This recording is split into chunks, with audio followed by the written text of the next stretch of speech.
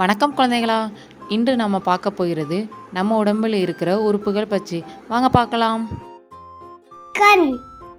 நாம் கண்களால் தான் பார்க்கிறோம். வண்ணங்கள், பொம்மைகள், அம்மாவையும் நாம் கண்களால் தான் பார்க்கிறோம். காது. நாம் காது வைத்துதான் சத்தங்களை கேட்கிறோம். அம்மா அழைக்கிறதும் பாடல்கள் கேட்பதும் எல்லாம் காதுதான் கேட்குது. மூக்கு. நாம் மூக்கால் தான் வாசனையை நுகர்கிறோம். மல்லிப்பூ வாசனை, அம்மா சமையல் மனம் எல்லாமே மூக்கு தான் கண்டுபிடிக்குது.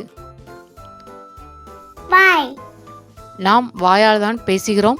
சிரிப்பும் பாடலும் சுவையான உணவும் எல்லாம் வாயால் தான். உதடு. நாம் உதடுகள் மூலம் சிரிக்கிறோம், பேசுகிறோம். வாய் திறக்க உதவுவது அதுதான் உதடு. பற்கள். பற்கள் நாக்குடன் சேர்ந்து வார்த்தைகளை தெளிவாக உச்சரிக்க உதவுகின்றன. பற்கள் உணவை சிறிய துண்டுகளாக உடைத்து விழுங்குவதற்கு எளிதாக்குகின்றன. நாக்கு. ருசியை உணரக்கூடிய மேஜிக் பட்டை. நாக்கு வார்த்தைகளை தெளிவாக பேச உதவுது. சாப்பிடும்போது உணவையும் நகர்த்துவது. கழுத்து.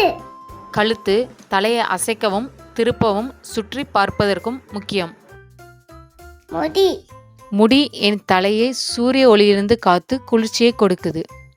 அதுதான் என் அழகான தோற்றத்துக்கும் முக்கிய காரணம். தலை. தலைதான் நம் மூளையை பாதுகாக்கும் வீடு. இந்த தலைதான் மூளை, கண்கள், காதுகள், மூக்கு, வாய், தோல் எல்லாவற்றையும் சுமந்திருக்கிறது. புருவம். கண்களுக்கு மேலே இருக்கும் இந்த புருவம் வியர்வையையும் நீரையும் தூசியையும் தடுப்பதிலே வல்லது. கை. நான் கைகளை கொண்டு எழுதுவேன், சாப்பிடுவேன், விளையாடுவேன். கன்னம். நீங்க சிரிக்கும் போது முகத்தை அழகாக்க உதவுகிறது. தோள்பட்டை. தோள்பட்டை கையை மேல் நோக்கி கீழ் நோக்கி பக்கவாட்டில் அசைக்க உதவுகிறது. தொப்புள். தொப்புள் என்பது பிறந்த போது அம்மாவுடன் இருந்த உறவின் அழகான நினைவு சின்னம். இது நம் உடம்பின் நடுவில் இருக்கும் ஒரு சிறப்பான இடம். வயிறு.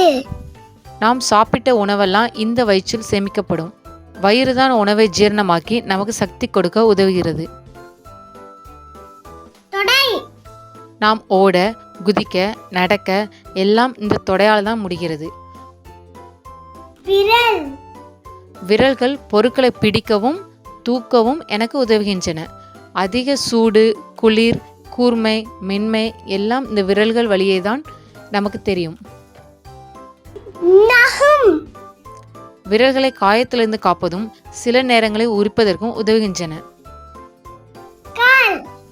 ஓடவும் நடக்கவும் குதிக்கவும் இவை எல்லாம் நம் கால்களால் தான் முடிகிறது. முழங்கால்.